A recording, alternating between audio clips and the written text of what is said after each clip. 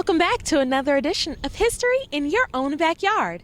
Today we're talking with Christina McElfresh, the president of the Monroe Historical Society. We're right here at the site of the old high school.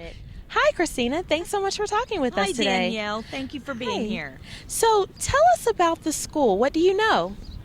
Well, what I know is that I'm going to start at the beginning.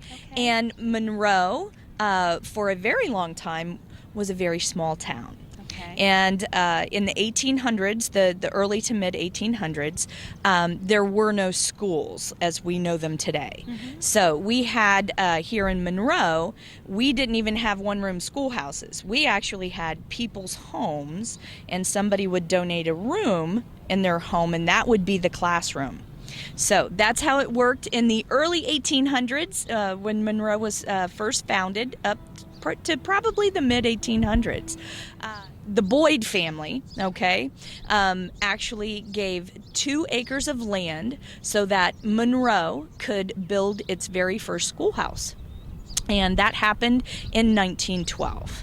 Okay. So that schoolhouse was erected, and soon Monroe began to grow in its population, and that schoolhouse was no longer large enough. So they razed that building and started building a new school.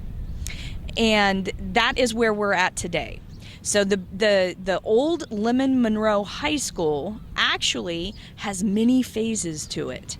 Okay, so it started in 1925 with the original building, and then it was added onto. The quintessential front side of the building is iconic because it has the 30s decor. So it just has that whole 30s vibe going on with the architecture. And then it was added onto in the 40s, the 50s, and on into the 60s.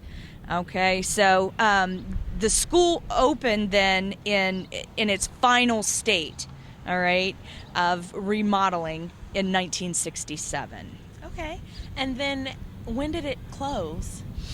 The school officially closed in 2009. Okay. And I can only imagine the stories of people meeting here and later getting married and having Yes. children, and so this was really a staple in the community. It was the iconic building in the community.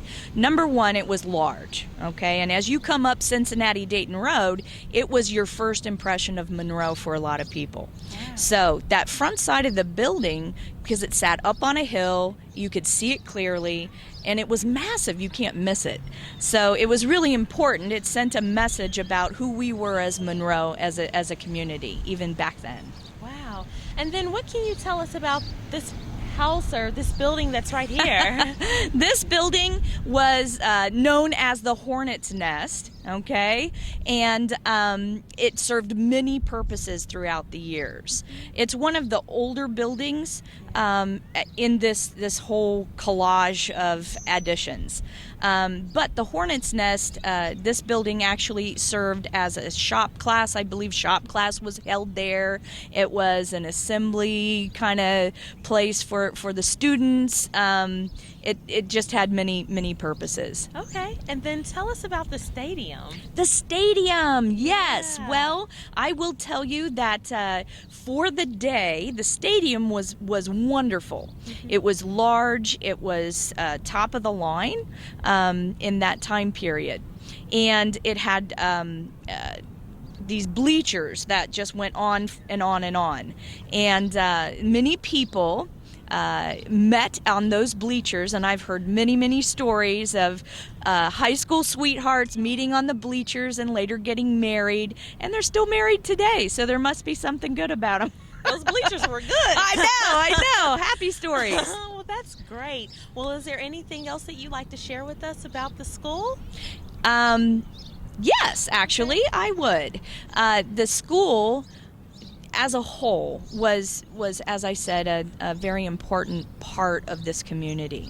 And the local school board tried really hard to keep it up, and when they realized that it was maybe beyond their usefulness, we actually built a new school complex. Monroe taxpayers voted to have a new school building built, and that was built up on the hill off 63. Okay. Off Yankee Road.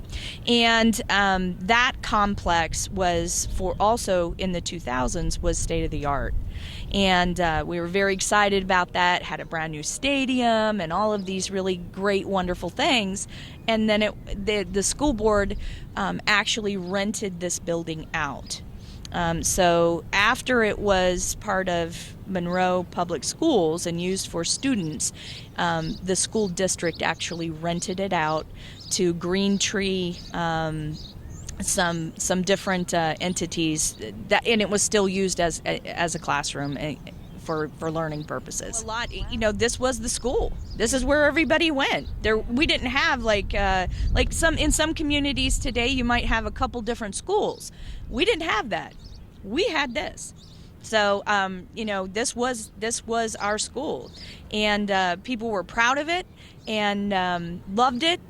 And it's going to be sad to see it go. Yeah, lot of good memories here. I can only absolutely, imagine. Absolutely. Good. Tight-knit community. I love it. Love it. Absolutely. Well, thank you so much for sharing that information with us today. We really appreciate it. Thank you so much. Thank you.